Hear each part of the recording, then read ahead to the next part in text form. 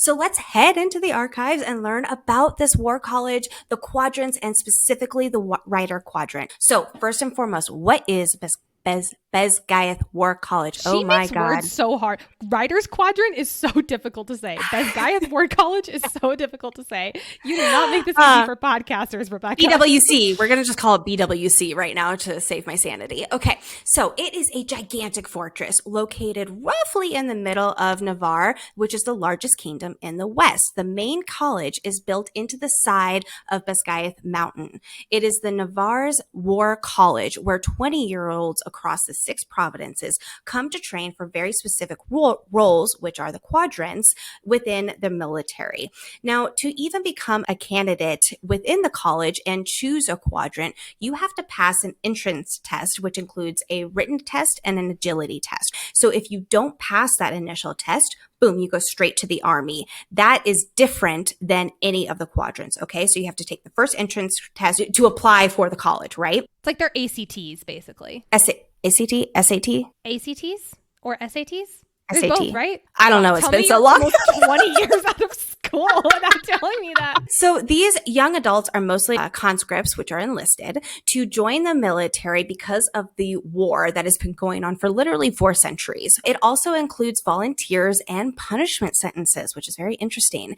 And then before joining each quadrant, you have to pass another entrance test that is specifically for that quadrant, right? So you have the entrance test that is into the college itself, and then you have the entrance test into your quadrant that you choose. Each of these quadrant entrance tests reflect each quadrant's unique skills and strengths. This happens on conscription day, which we're estimating to be sometime in July. So if you get through the quadrant entrance test, then you have training for 3 years, and then you graduate, assuming you do not die in the process. Let's talk about these 4 quadrants. So we have the infantry, number 1, which makes up the majority of the enlistees. Now, the infantry is different than the army. The entrance to the quadrant is at ground level at the base of BASGAITH War College northern turret. Their uniforms are a nice navy blue, but we don't really know much about them except for part of their training involves survival skills, for instance, like camping through the winter.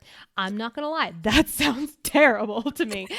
Unlike Riders, however, this quadrant is all about conformity. You know, in the Riders quadrant, we have like Imogen with her half-shaved head, and we have ear piercings and tattoos. This is the total opposite. A full company of infantry is equal to 1 rider. That just gives you an idea of the power balance here. We have the hierarchy of riders, infantry, obviously needing to pass the college entrance test, and then the army, which is the failed entrance test.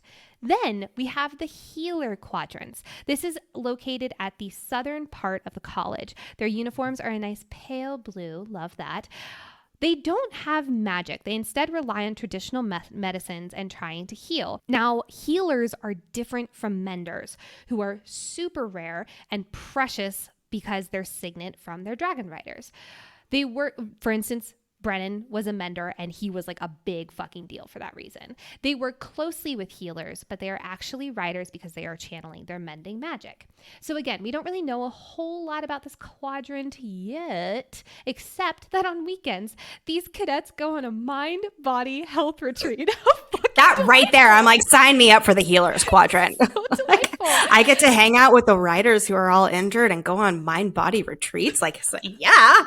So the riders visit the healers quadrant often, which, you know, obviously because they have many, many, many injuries. So we're assuming that they are, we have some close friends in that relationship. Then next we have the scribe quadrant, which obviously behind riders, we know the most about going into this story. These scribes are the keepers of knowledge and are training to be Navarre's historians. This is also the quadrant, obviously, that Violet trained most of her life to be a part of, and her father was a notable scribe as well. This is located underground to prevent fires, less fresh air, less risk of fire, more chance of Nicole wanting to hurl herself into a building. Notably, the archives have a copy of or the original text of almost every book in Navarre. That almost is doing a lot of heavy lifting there. Only ultra rare forbidden books are excluded. For instance, our Book of Fables. That's Dun, not dun, there. dun. This is a quote from the book. There is nothing more sacred than the archives. Even temples can be rebuilt, but books cannot be rewritten, especially if you rewrite them like history. Scribes.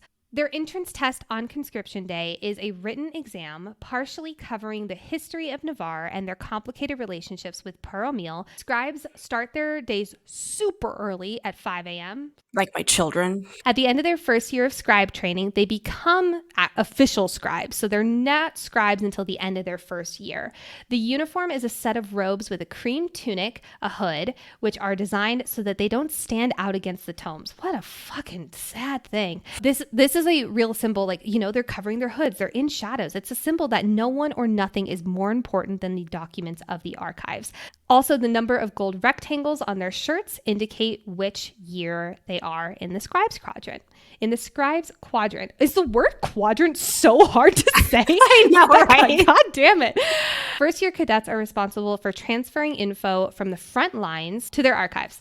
Scribes are expected to keep their composure and avoid showing excess emotion, which is why, like, whenever Jasenia, a commanding officer, I don't think that's the right term, but ever someone who's like a little bit more higher up the chain comes over, Jasenia immediately is like stone faced. It's so sad. We know at least one of the professors from the scribe quadrant teaches the writer's quadrant's battle brief. Wow, that's hard to say. Because they have access to the most up-to-date info and battle strategies and current military events. They also announce the death roll every single morning. Lexi, take this away. So then, of course, we have the writers quadrant, the elite, the dragon riders who can channel magic. So there are 4 wings, first, second, third, and fourth. And each wing has 3 sections, claw, flame, and tail. And each section has 3 squads. And each squad starts with about 15 or 16 people in it. Okay. So that equals out to 36 squads. There are 12 sections and 4 wings. So 36 squads equal about 540 cadets/riders. Now, 300 of those in this year are the new first year cadets. So that means about 240 are the second and third years. So these squads are combined of a mix of students. However, the first years go and do their own thing, and then the second and third years go and do their own thing throughout the days. So Violet is placed in the second squad, which Dane leads, flame section, and ultimately in fourth wing, which is what Xaden leads. Garrick leads flame section. Thank you. Quoting, the weak don't survive here, especially not in the writer's quadrant. The dragons make sure of that. So let's talk about how so cutthroat the writer's quadrant is. Oh my gosh. It is just only the strongest survive. It is this idea of being worthy of the dragons. Rebecca has talked about how the dragons, they're not the pets. The humans are the pets here. More on that, because I have some theories about that with the saddle, because a lot of people are like, why doesn't everybody use a saddle? It's because of this reason, right? Yeah. People don't think to put a saddle on the dragon because they're the pets and not the dragons. Taryn almost roasts Xaden alive multiple times when he's trying to put this on. Like, it's not a normal It's a thing. very unique situation. Yeah. I don't even think it crosses people's minds. It is that out there. So their uniforms are black, and that's really the only rule about their uniforms, right? They have to wear black, and they can interpret that as they wish, unlike the infantry, which is all about conformity, right? So then they have the least amount of rules because writers are typically don't like following rules. But a few of the few rules there are include, number 1, squad mates can't kill fellow squad mates. That is very convenient. And number 2, you'll be executed if you attack a fellow cadet or writer while they're sleeping. We mentioned that in the foreshadowing section. And number 3, whatever you carry with you across the parapet is considered part of your person. So that is why that dagger that Violet carries across is so vital later on with the gauntlet. We were talking about entrance tests with each of them. So obviously the parapet is the entrance test for the writer's quadrant. Why? It represents your balance and courage to ride a dragon. If you can't cross the parapet, you can't ride a dragon. Whew. And that parapet, it is about 200 feet above ground and 18 inches wide. We don't know quite how long it is, but I think it's a pretty safe guess that it's, what do you do? Oh, you were measuring how big 18 inches is. And I was like, that's like, it's bigger than a balance beam? But that's about all I got positive to say about it. Right? Well, it's also like uneven because it's rocky, right? So I think it has like imagine a some slight rain. hill. I think it has a slight hill to it because she kind of mentioned she's at the top of it when she's halfway through. She's like, I'm on the peak of the parapet. It's a really scary ass beam that you have to cross and stay alive. So speaking of staying alive, 15% of the Rider Quadrant candidates who sign up on conscription day die. Boom, you're dead. In Violet's year's case, it's almost 20%. I think it's because of that rainstorm. Then, okay, you survived the parapet, you survived that conscription day. Now, it's easy, right? Wrong. Okay, so then from that remaining, about 85%, 80% of cadets, 75% of them will die before graduation. That is insane statistics there. And it is also, for all of these reasons, the only quadrant of the 4 where candidates are required to volunteer. Now, there is the exception if you're a Rebels child, the marked ones. They are required to go into the Writers Quadrant. Last thing I'll say about this, because there's so much more we could say about the Writers Quadrant. The first year does include a series of challenges that continue weeding those cadets out, specifically before they bond with the dragon. So number 1, they do a lot of hand-to-hand combat challenges. It's a pretty organized system there. Approximately 2 months after conscription day, when they start, they do what's called the Gauntlet Challenge there. And that follows presentation day. That's all in the same sequence, the same day. And then, of course, we have threshing, which is when or if a dragon bonds with the cadet. And when they bond, then they officially become a writer, even if they haven't graduated yet. So then what happens after they become a writer? Then they start doing a lot more specific training involved with their dragon, from flight training, like learning how to fly on the back of their dragon, to wielding their powers, both those lesser magic like unlocking doors and the Mage lights. Mage lights and things along those lines. Again, we're going to be going into signets and those powers in a later episode archive. I want to talk about the pens for one quick second because I know we're going to do an entire episode on signets. Why pens? Like, why are pens so special? You know, okay, this is my thoughts. This is Rebecca, and Rebecca, if you're listening to this, which, you know, I'm just going to keep manifesting that you are, because we live in Colorado too. Hey. If you are listening to this, I'm going to assume that you were also reading Harry Potter and was like, why the hell are all of these people just using quills? Like, they have magic. Can they not use pens? And you were like, that's a good thing to include for magic. So that differentiates the muggles, anybody who is not a dragon rider, with the dragon riders who actually can use pens, because, oh my God, that makes so much sense. That's my little sub theory right there. Okay, so I do have a quick question while we're on quadrants. And I think you kind of answered this, but what quadrant would you want to sign up for? Would it be healers? Yes. And that's interesting because I'm not typically like a person who would say, oh, I want to be a healer. I mean, no, I was thinking scribe for you. I don't think I could be expressionless. I don't think either of us could be expressionless in that amount of time. Or live underground. I would definitely be a healer. Out of the 4 options. What about you?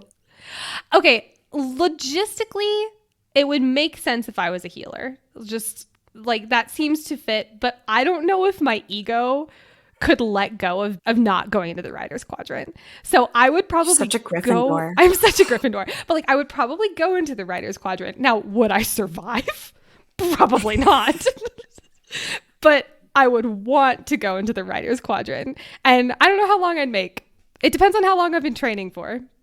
But I'd hope I'd make it. Tell you what, I am so clumsy. I do not think I would pass that parapet challenge. No, I would not.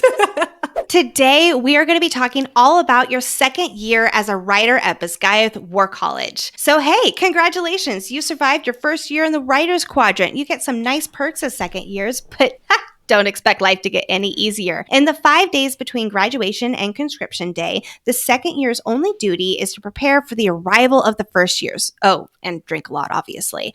Right after the third years graduate, you turn in your uniforms, you do keep your earned patches, of course, and then you pick up your new uniforms, which of course you'll be able to customize to your liking. As a second year, you stay with your squad from the previous year, although sometimes people do get moved around if, say, half a squad is torched by a one-eyed orange dragon. First years are added to your squad. As a reminder, the hardline rule is you cannot kill a squad mate. Second years can be squad leaders, and the squad leaders choose their executive officers. We see this with Rian, and she chooses Sawyer as her executive officer. Second years face harder courses. Now that second year cadets have bonded with dragons and learned the basics of flying, it's time to learn more complicated flight maneuvers, which include rolling dismounts and formation flights.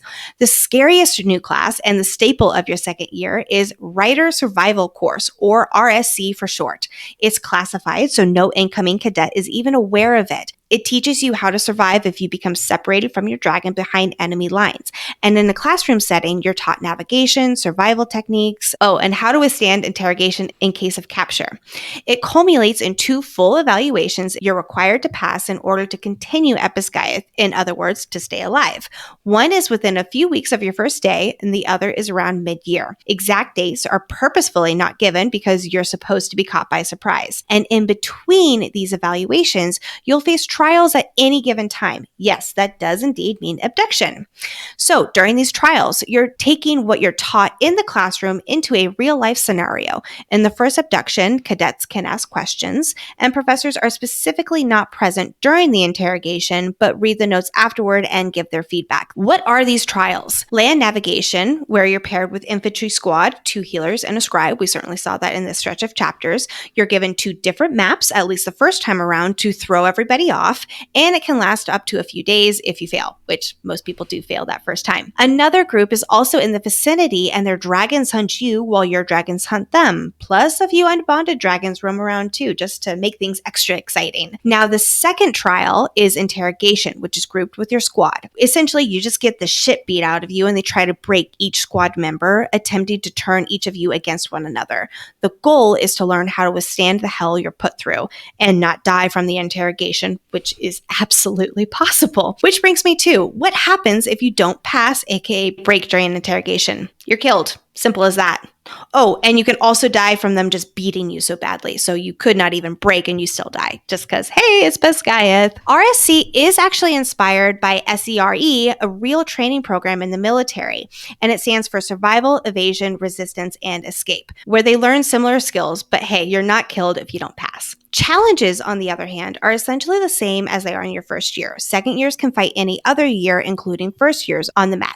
If you win the Iron Squad patch, which means your squad stayed the most intact, aka most of you survived, then you get to stay on the same mat during challenges. Nice little perk where everyone else has to rotate. Second years, they don't do the gauntlet, which as a reminder is to prove your physical strength to go through with presentation day. They also obviously do not participate in threshing. They're in the field as newly bonded first years come in, and we all know they can't intervene at threshing.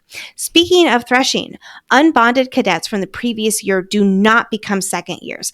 They have to repeat their first year and hope to bond this time around. Only bonded riders can move on from first year into second year. Let's move on to a lighter topic, like the perks you get as a second year. Second years don't have to do chores anymore the first thing in the morning, since chores are exclusively for first years. This gives the second years the chance to sleep in an extra hour, which is fantastic unless you're part of the BASGAITH running club. Unlike first years, second years have weekends off. Hey! Second years are able to visit or sneak off to Shantara, a nearby village that supplies BASGAITH. It's always been open to the other quadrants, but riders have been banned for the past decade after a fight led to a local bar burning down. There is a rumor that that's changed this year, so we're assuming they're not sneaking in and they're actually just visiting Shantara. Last thing on Shantara, technically the visits there are only for worship, but writers are particularly excited to visit because it means opening up the dating pool because, hey, they're starting to get a little bit sick of each other. Go figure. Also, unlike first years, second years have letter writing privileges. Remember that you're not allowed to communicate with loved ones in your first year. So this is something second years really, really, really look forward to be able to connect again with their loved ones. A hard piece of advice for second years, however, don't get attached to any first year until after threshing because the likelihood is they'll die. First year is when some lose their lives. Second year is when the rest lose their humanity. words from Zayden that are just oh so true. Statistically, a third of incoming second years won't survive to see their third year because BASGAITH, once again, is indeed a death factory sharpening these human weapons, as our girl Violet is all too aware of.